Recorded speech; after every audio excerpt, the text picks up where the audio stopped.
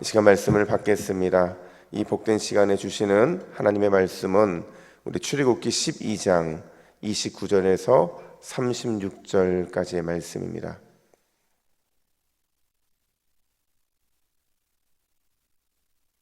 출애굽기 12장 29절부터 36절 통곡을 구원으로 바꿉시다 라는 제목으로 말씀을 받습니다. 우리 29절부터 한 절씩 교독합니다.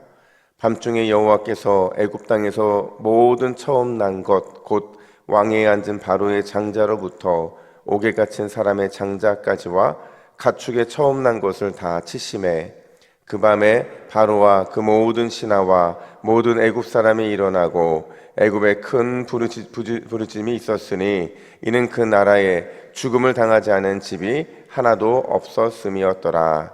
밤에 바로가 모세와 아론을 불러서 이르되 너희와 이스라엘 자손은 일어나 내 백성 가운데서 떠나 너희의 말대로 가서 여호와를 섬기며 너희가 말한 대로 너희 양과 너희 소도 몰고 가고 나를 위하여 축복하라 하며 애굽 사람들은 말하기를 우리가 다 죽은 자가 되었다 하고 그 백성을 재촉하여 그 땅에서 속히 내보내려 하므로 그 백성이 발교되지 못한 반죽 담은 그릇을 옷에 싸서 어깨에 매니라. 이스라엘 자손이 모세의 말대로 하여 애굽 사람에게 은금 패물과 의복을 구하매 여호와께서 애굽 사람들에게 이스라엘 백성에게 은혜를 입게 하사 그들이 구하는 대로 주게 하심으로 그들이 애굽 사람의 물품을 취하였더라. 아멘. 밀레라는 화가의 만종이라는 그림을 아마 다 아실 겁니다. 바로 이 그림인데요. 이 그림을 보시면 사실은 이 그림이 프랑스의 국보 같은 그림이에요. 굉장히 유명한 그림인데 저도 이 그림을 보러 갔다가 사실 보지 못하고 왔거든요. 너무 사람들이 많아서 도저히 보지를 못했는데 이 그림을 보시면 한 젊은 농부 부부가 지금 감사 기도를 드리고 있어요. 그리고 그들의 발 앞에 뭐가 놓여 있죠? 이 바구니인데 이 바구니가 감자 바구니입니다. 그러니까 추수의 기쁨을 감사의 기도로 올려드리는 모습인데 원래 이 그림이요 굉장히 슬프고 또 불행한 그림이었다고 해요. 저 바구니에 담겨져 있던 게 원래는 감자가 아니고요 아이의 관이었다라는 거죠. 그 당시에 밀레 자신도 너무 힘든 시간을 보내고 있었고 본인만 힘든 게 아니라 그냥 그 당시에 그 살아가는 모습들이 너무 힘이 들었던 거죠. 그러다 보니까 아이가 먹지 못해 죽게 되었고 그 죽은 아이를 묻으려는 장면 속에서 이들이 기도하고 있는 모습을 보여주고 있는 거죠. 근데 이 그림을 이제 부탁을 하고 받았던 친구가 이 그림을 보니까 너무 무서운 거예요. 관이 놓여져 있고 그 관이 이제 이 그림의 전체적인 배경을 다 보여주고 있는 거였거든요. 그래서 부탁을 해서 관 말고 관 위에 감자 바구니를 좀 넣어달라 해서 그 위에 덧칠을 한 거라고 하더라고요.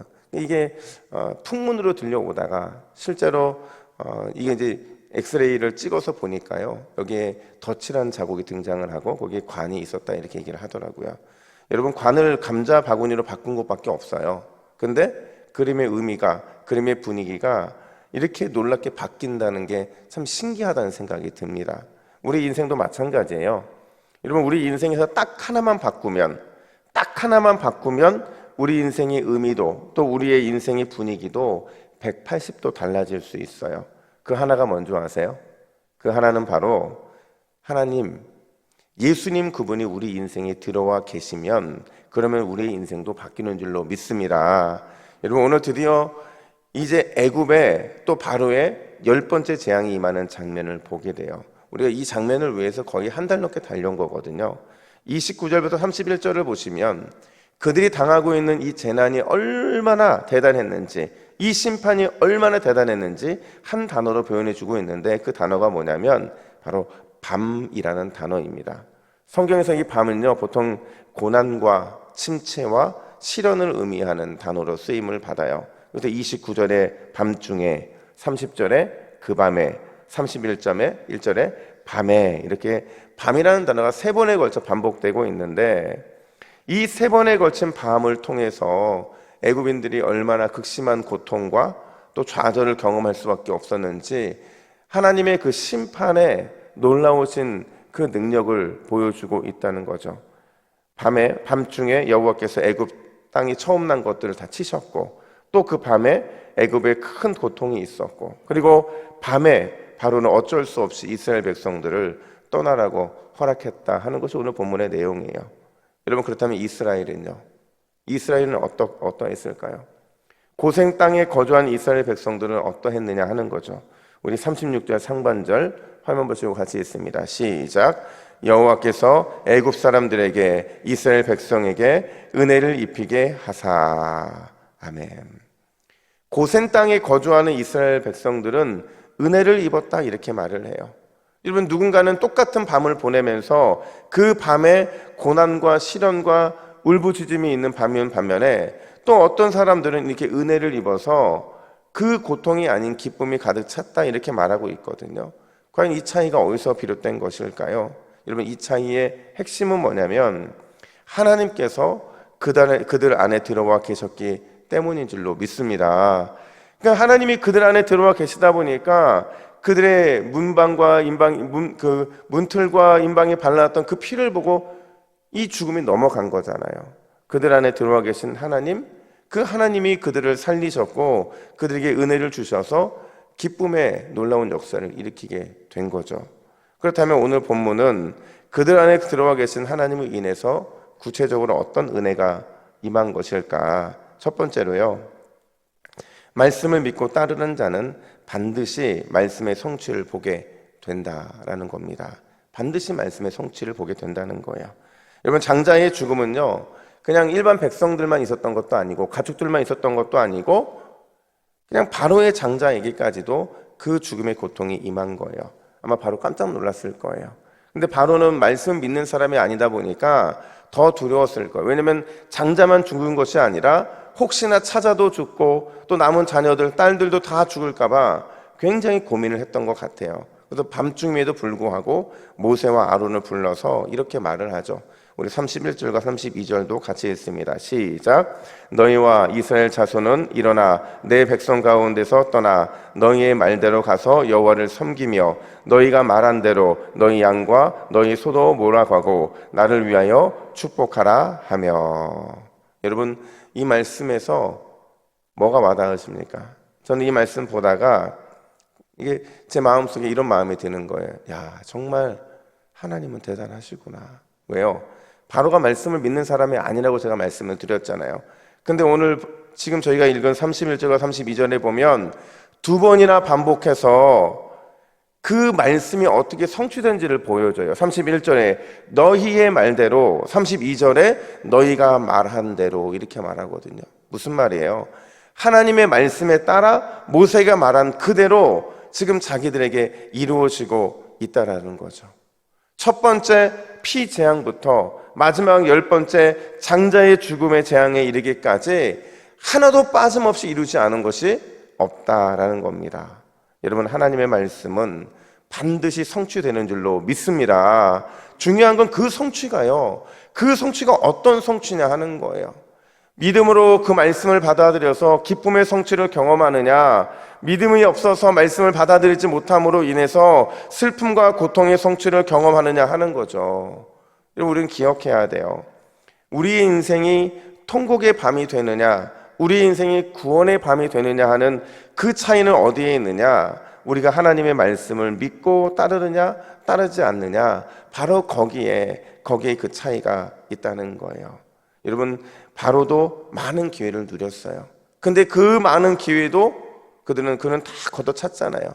그러니까 우리도 마찬가지인 거죠. 저와 여러분들도 주님이 끊임없이 기회를 주시는 줄로 믿습니다. 10번이든 100번이든 1000번이든 주님은 반복해서 기회를 주실 거예요. 근데 그 기회가 있을 때 우리가 고집과 불신을 가지고 우리가 멈추지 않고 하나님의 말씀을 믿음으로 받아들이지 않는다면 우리의 삶은 하나님의 놀라운 은혜의 역사를 볼 수 없게 된다는 거죠. 하지만 그 기회를 붙잡고 내 안에 있는 고집과 불신은 완전히 멈춰내고 하나님의 말씀을 믿음으로 받아들이게 된다면 우리 인생에는 통곡의 밤이 아니라 구원의 밤, 그 놀라운 은혜의 밤만이 있을 줄로 믿습니다. 여러분, 이 새벽에 하나님이 여러분들에게 멈추라고 하시는 게 있을 거예요.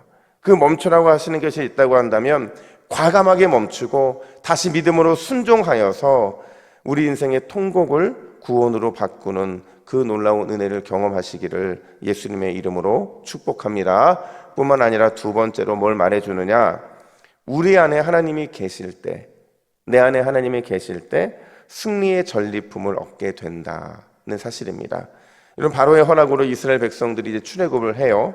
근데 출애굽을 하면서 바로에게 뿐만 아니라 그 모든 백성들에게 전리품을 요구를 합니다. 그 전리품은요, 36절 하반절에 이렇게 표현을 하고 있어요. 우리 같이 읽습니다. 시작. 그들이 구하는 대로 주게 하심으로 그들이 애굽 사람의 물품을 취하였더라. 아멘. 여러분, 제가 왜 전리품이라는 표현을 쓴 줄 아세요? 여기에서 취하였다, 구했다, 이 표현이 어떤 표현이냐면 단순히 달라고 해서 얻었다는 표현이 아니에요. 빼앗고 약탈하다라는 굉장히 이 적극적인 표현이거든요. 근데 이 표현이요, 무슨 의미냐면 마치 전쟁에 나가서 군인들이 승리하고 나서 그 모든 전리품을 빼앗듯이 그렇게 애굽 사람들에게서 재물을 취했다는 것을 강조하기 위해 쓰인 표현이라는 거죠. 한마디로 말하면 이스라엘 백성들은 어쩔 수 없이 쫓겨나는 노예고 포로가 아니라 전쟁에서 승리한 군대의 모습이었다라는 거예요. 여러분, 제가 지난 설교에서 읽지는 않았지만 17절과 또 우리가 주일날 살펴보고 41절에 보면 하나님이 그들을 뭘로 인정하냐면 하나님의 군대로 인정을 해요. 군대라는 표현을 자꾸 이제 막 출애굽하고 있는 노예였던 그들에게 사용하고 있거든요. 이게 무슨 의미일까 생각해 보면 이런 거예요. 여러분, 지금 오늘 이스라엘 백성들이 누리는 이 모든 전리품을 얻는 이거는요, 너무나도 특별한 은혜라고 말할 수가 있어요. 이스라엘 백성들은 이번 출애굽에 있어서 단 1도 한 게 없어요. 맞아요, 틀려요? 그들이 출애굽함에 있어서 어떤 일을 행했네요? 한 건 아무것도 없어요. 한 것이라고는 죽음을 피하기 위해서 양을 잡고 그 문에다가 피를 바른 그것 하나밖에는 그들이 한 게 아무것도 없어요. 근데 하나님은 그런 그들을 군대라고 불러주시고 인정해 주시고 하나님이 다 하셨음에도 불구하고 결국 그 열매, 이 전리품들을 누가 누리게 하세요? 이스라엘 백성들이 누리게 하시잖아요. 그래서 진짜 하나님의 특별한 은혜가 그들에게 임했다고 말할 수 있는 겁니다. 여러분, 우리 하나님은 그런 하나님이세요. 일은 본인이 직접 하시고 승리의 기쁨과 열매는 다 그분의 그분의 자녀인 우리가 누리게 하신다라는 거죠. 여러분, 오늘도 마찬가지일 거예요. 오늘 우리가 한 건 아무것도 없어요. 우리는 오늘 이 자리에 와서 그 주님의 은혜를 구하고 기도를 할 뿐이죠. 근데 그런 우리에게 하나님은 은혜로 덮으시고 사랑으로 부어주시고 풍성한 것들로 우리를 채워주시겠다는 것이죠. 여러분, 우리가 하나님이 그런 하나님이라는 것을 안다고 한다면 오늘 이 새벽에 주님의 더 큰 은혜에 감사하시고 그 은혜로 인해서 자격 없는 우리에게 베풀어 주시는 하나님의 크신 사랑에 더더욱 감사하는 귀한 새벽이 되기를 예수님의 이름으로 축복합니다. 우리 함께 화면 보시고 같이 기도의 제목을 같이 읽습니다. 같이 읽습니다. 주여, 믿음의 순종으로, 말씀의 순종으로 통곡을 구원으로 바꾸게 하옵소서. 받을 자격 없는 우리에게 한없이 베풀어 주시는 하나님의 크신 사랑에 감사하는 이 새벽 되게 하옵소서. 이 마음으로 함께 기도하는 우리 모두가 되기를 예수님의 이름으로 축복합니다. 함께 기도합니다. 하나님 아버지, 감사합니다. 이스라엘 백성들이 출애굽하며 믿음의 순종으로, 말씀의 순종으로 통곡을 구원으로 바꾸었던 것처럼 우리 역시도 이 새벽에 믿음으로 순종하고 말씀에 순종함으로 우리 인생의 통곡을 구원으로 바꾸는 귀한 역사가 일어나게 하여 주시옵소서. 하나님, 우리는 받을 자격 없는 자들인 것을 고백합니다. 어떠한 은혜도 어떤 사랑도 받을 수 없는 자격 없는 자들임에도 불구하고 하나님께서 한량없는 은혜를 우리에게 베풀어 주셨습니다. 우리에게 많은 전리품들을 날마다 허락해 주셨습니다. 그 크신 하나님 앞에 감사로 나아가게 하여 주시고 그 감사가 오늘 하루 종일 우리의 인생을 열어가는 축복의 통로가 되게 하여 주시옵소서. 감사드리며 예수님의 이름으로 기도하옵나이다. 아멘.